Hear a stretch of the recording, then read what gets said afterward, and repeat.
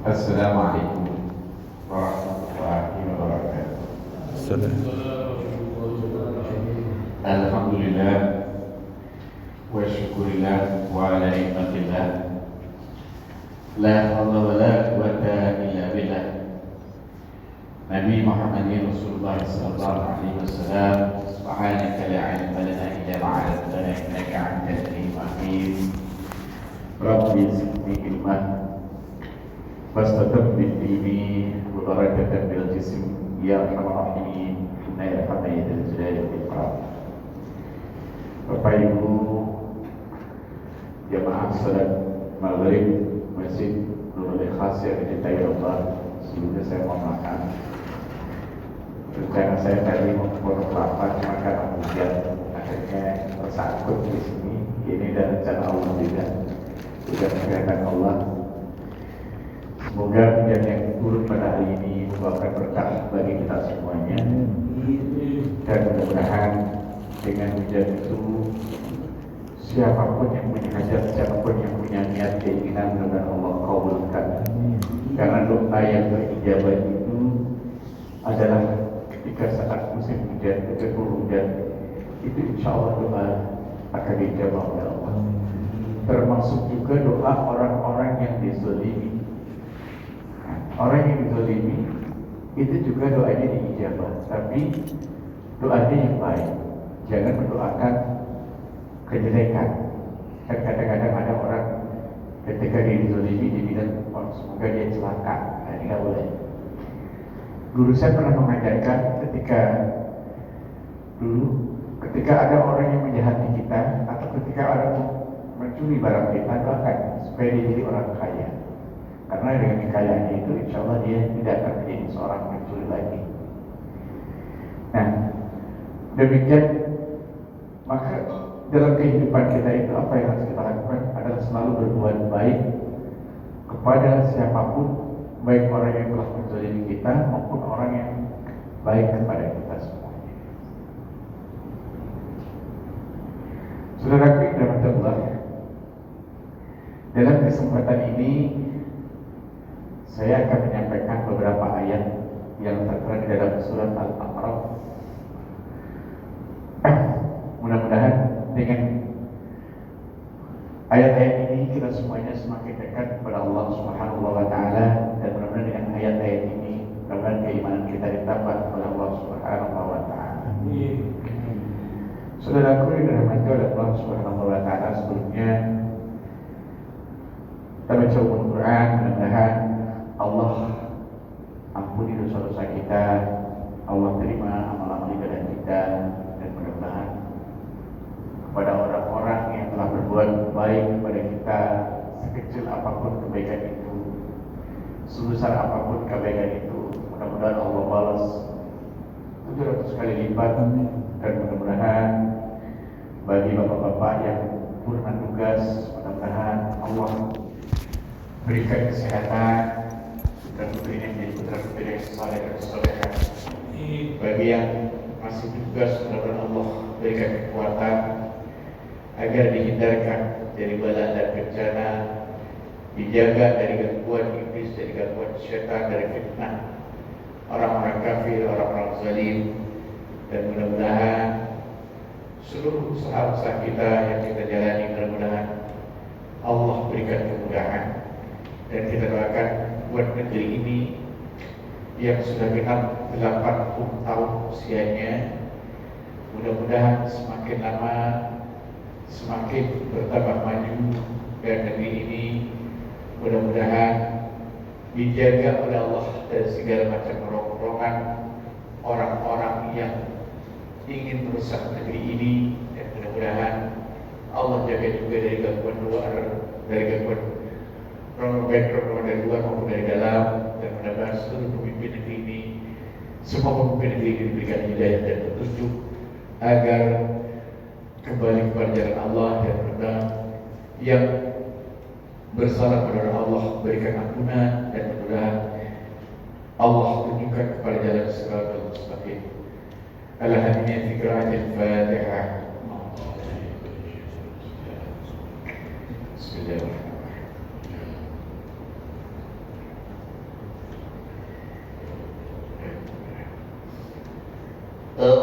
بالله من الشيطان الرجيم بسم الله الرحمن الرحيم وإذ أخذ ربك من بني آدم من زهرهم ذريتهم وأشهدهم على أنفسهم ألست بربكم قالوا بلى شهدنا أن تقولوا يوم القيامة إنا كنا عن هذا غافلين صدق الله العظيم. Bapak Ibu yang dirahmati Allah, dalam Al-Quran ini, dalam surat Al-A'raf ayat 172, Allah berfirman, dan ingatlah ketika Tuhanmu mengeluarkan dari sulbi tulang belulang anak cucu Adam, keturunannya mereka, dan Allah mengambil kesaksian sebelum kita dilahirkan dunia ini. Ketika ditiupkan ruh, Allah mengambil kesaksian kepada siapa? Terhadap orang-orang. Mereka seraya berfirman, Allah berfirman, apa firman Allah? Bukankah aku ini Tuhanmu? Apa jawabannya? Mereka menjawab, betul, engkau Tuhanku, engkau Tuhan kami. Mengapa Allah mengambil janji ini, mengambil kesaksian ini? Ada alasannya. Apa kata Allah? Kami bersaksi, kan? Kata Allah bagaimana?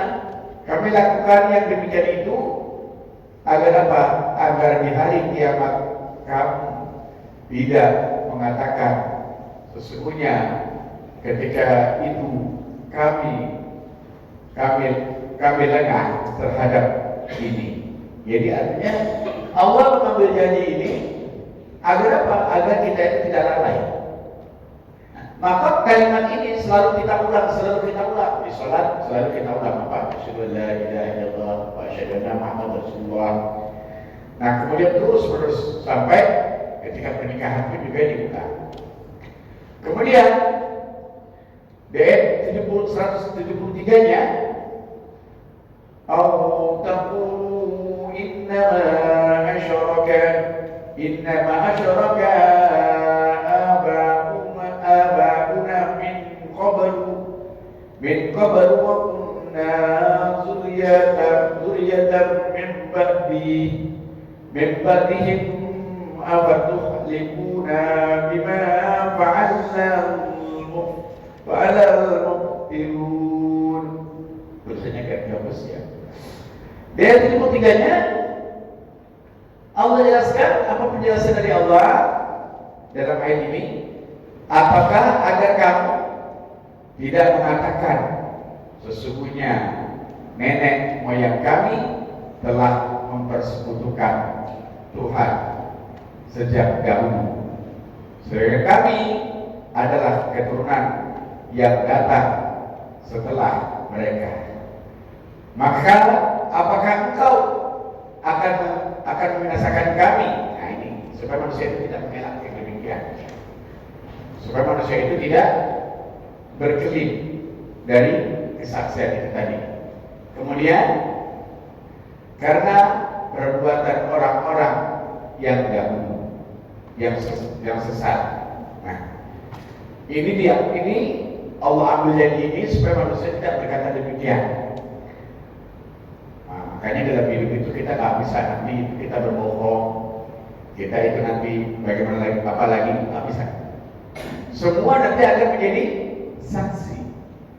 Kemudian di ayat selanjutnya, wa kadzalika nufassilul ayati wa la'allahum yarji'un. Dalam ayat 174-nya, apa kata Allah dalam ayat ini? Allah jelaskan, A'udzubillahi minasyaitonirrajim, Bismillahirrahmanirrahim. Dan demikianlah kami menjelaskan ayat-ayat itu agar apa?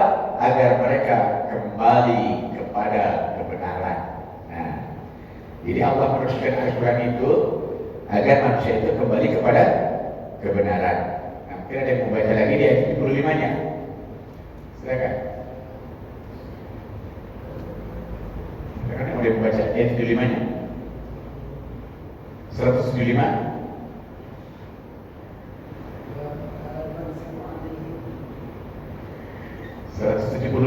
Al-Arab 175. Silakan. Dan bacakanlah Muhammad kepada mereka berita orang-orang yang telah kami berikan ayat-ayat kami kepadanya. Kemudian dia melepaskan diri dari ayat-ayat itu. Lalu dia diikuti oleh setan sampai dia tergoda. Maka jadilah dia termasuk orang-orang yang sesat. Nah, Allah menyuruh baginda Rasul Muhammad untuk membacakan ayat ini. Cuma manusia itu apa? Ada yang mau, ada yang nggak mau. Nah, padahal sebetulnya Allah itu ingin mengangkat harkat derajat manusia itu dengan apa? Dengan ayat-ayat itu. Cuma karena mereka cenderung kepada kesesatan. Silakan di ayat 76-nya. Silakan sebalik. Ya kencang.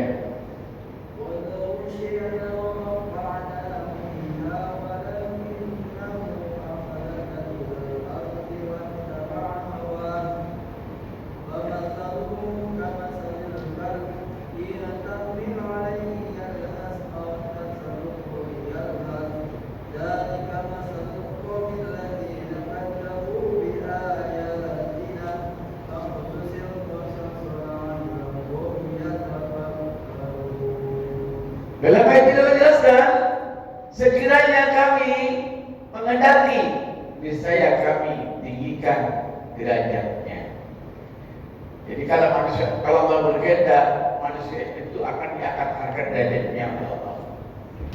Dengan apa? Dengan ayat-ayat itu. Tetapi dia manusia itu cenderung kepada apa? Kepada dunia dan mengikuti keinginannya. Cenderung, artikel dari terjemahan dulu, terjemahan yang saya punya sebelumnya itu cenderung kepada hawa nafsunya. Jadi orang kalau menuju hawa nafsu, maka dia sesat. Maka dalam ayat ini, hawa nafsunya apa? Hawa nafsu yang rendah. Maka perumpamaan, Allah bikin perumpamaan orang yang cenderung kepada kehidupan dunia, apa kata Allah? Perumpamaannya seperti anjing. Jika kamu menghalaunya, dijulurkan lidahnya. Dan jika kamu membiarkannya, ia menjulurkan lidahnya juga. Demikianlah perumpamaan orang-orang yang mendustakan ayat-ayat itu. Ayat-ayat. Ya. Kemudian dalam ayat ini, kisah-kisah itu agar mereka berpikir. Nah, Allah berikan kisah-kisah ini agar apa? Dalam ayat itu kami, maka ceritakanlah kisah-kisah itu, kata Allah. Allah menyuruh begini Nabi untuk menceritakan kisah-kisah ini supaya apa? Supaya manusia itu berpikir, agar mereka berpikir. Nah, cuma kebanyakan manusia sekarang apa? Menurutin hawa nafsunya. Nah, supaya kita hawa nafsu itu tidak seperti itu, tidak sesat, bagaimana? Maka kita itu harus selalu dicas keimanan kita. Nah, supaya terangkat harkat derajat martabat kita, bagaimana? Bisa banyak mengaji, termasuk juga dengan tahajud. Nah, makanya kalau orang itu ingin terangkat harkat martabatnya, harus banyak-banyak mengaji Quran, harus beriman kepada Allah, harus berbanyak tahajud. Insya Allah dia akan terangkat harkat martabatnya. Karena sudah banyak orang yang tadinya sukses, kemudian dia jatuh. Itu karena apa? Mungkin bisa juga karena dia menuruti hawa nafsunya tadi. Memikirkan dunia terus sehingga dia berpaling dengan Allah, maka dia disesatkan oleh hawa nafsunya. Kemudian yang ketujuhnya,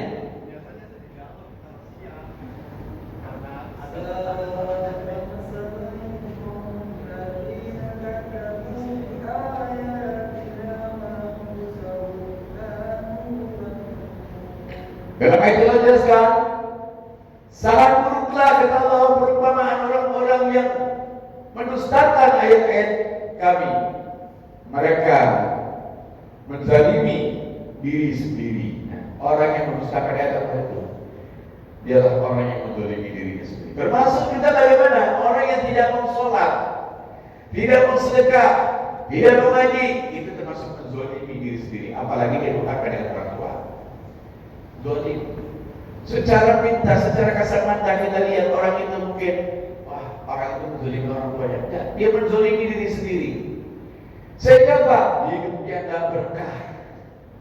Walaupun sesukses apapun, tapi kalau dia tidak taat sama Allah, tidak bakti sama orang tua, hidupnya, kesuksesannya itu tidak akan membuahkan manfaat bagi dirinya. Na'udzubillah, subhanallah. 78.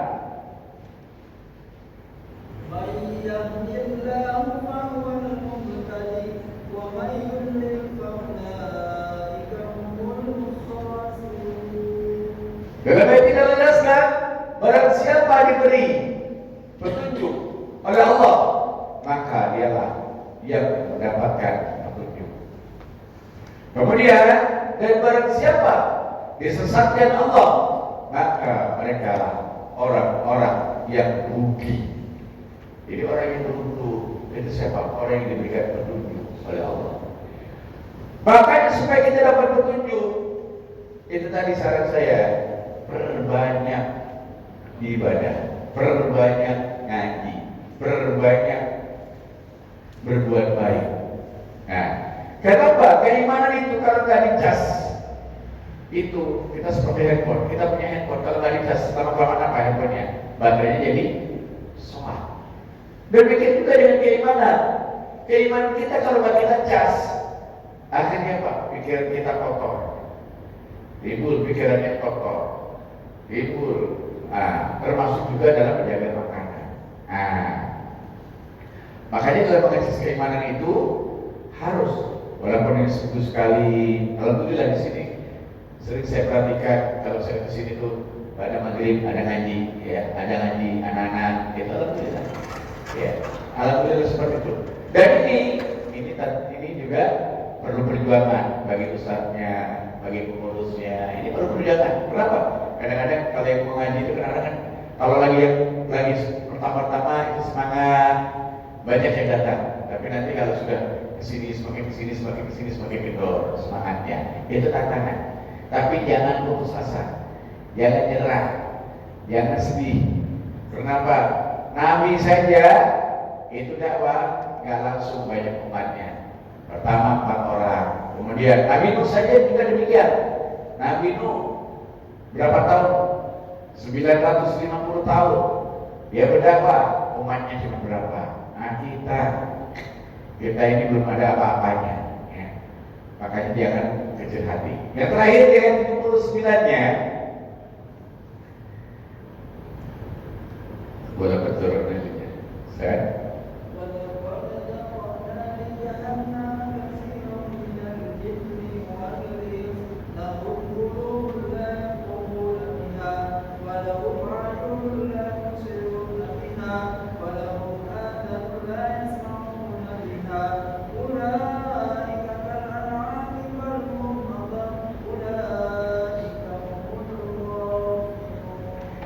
yang terakhir dalam ayat ini menjelaskan, dan sungguh akan kami isi neraka jahanam kebanyakan dari kalangan jin dan manusia.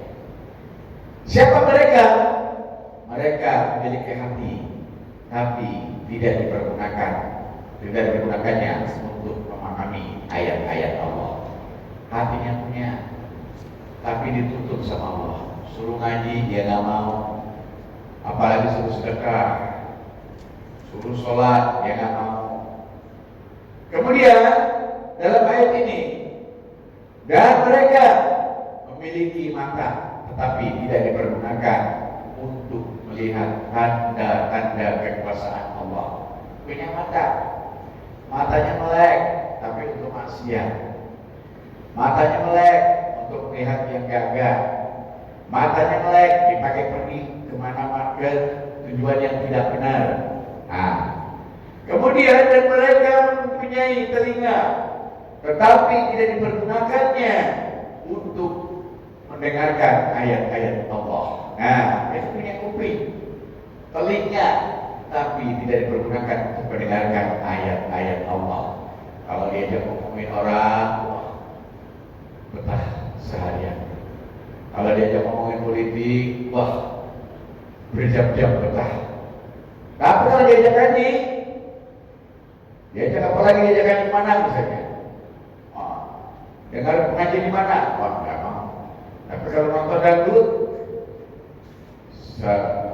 berjam-jam betah. Kata Allah, mereka itu seperti binatang ternak. Bahkan kata Allah, lebih sesat lagi. Maka kata Allah, lalu Allah tegaskan, mereka itulah orang-orang yang lalai atau lemah, atau dalam bahasa Arabnya apa? Gofil. Karena kita kan bisa ngomong gofil, kadang-kadang ada yang bisa ngomong gofil, apa yang terjadi? Gaple. Makanya kalau orang gaple itu suka lupa segalanya, lupa waktu, lupa sholat, lupa segalanya kan tadi. Nah, harapan kita mudah-mudahan dengan ayat-ayat ini, mudah-mudahan kita selalu dekat kepada Allah Subhanahu wa taala. Mudah-mudahan kita semuanya diingatkan terus oleh ayat ini, dan mudah-mudahan kita semua bisa menyampaikan Al-Quran kepada saudara-saudara kita yang lain dan bisa mengamalkan Al-Quran ini dalam kehidupan sehari-hari. Demikian yang dapat saya sampaikan. Kurang dan lebihnya mohon dibukakan pintu maaf yang sebesar-besarnya, dan kita doakan mudah-mudahan kita semuanya senantiasa diberkahi hidup kita, putra putri kita menjadi putra putri yang soleh dan soleha, keluarga kita menjadi keluarga yang sakinah mawaddah warahmah. Al-Fatihah.